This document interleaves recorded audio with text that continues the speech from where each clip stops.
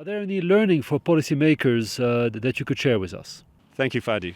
So a few lessons from the GLRI that we have, having done the GLRI over 5 or 6 years launched in Davos. A first lesson is that active labour market policies are absolutely critical to labour market resilience. So that means having investment in replacing workers which are displaced into new positions. And this is really at the whole point of adult learning and investing in this, and also having the umbrella, the protection for workers who need to transition, in the example of green, from brown sectors to green sectors. So that's one, and I think a lot can be learned from the European countries here, as we see they're in the top 10. A second lesson that we learn here is that we need to think beyond labour policy and really look at the wider policy ecosystem, looking at entrepreneurship, at innovation, at even diversification of the economy, and even the strength of institutions. So it's not all about labour market policy. And having and striking that balance, again, European markets have shown a lot of strength in striking this balance.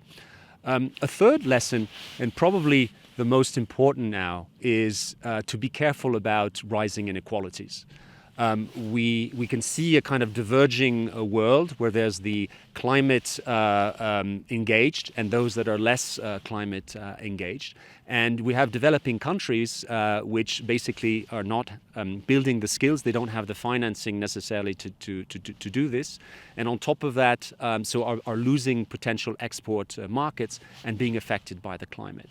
So there's a real need to divert and to invest further financing coming from international financial institutions, for instance, even through public-private partnerships, to help rebalance the situation for the poorest countries in the world, to help them become more labour market resilient.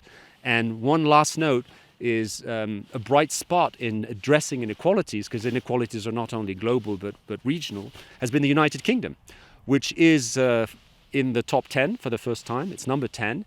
And one of the reasons for this has been more investment in regions which are unequal in the UK. So there's been a lot of investment, for example, in the north of the UK to help transition older industrial sectors and help workers move towards greener jobs.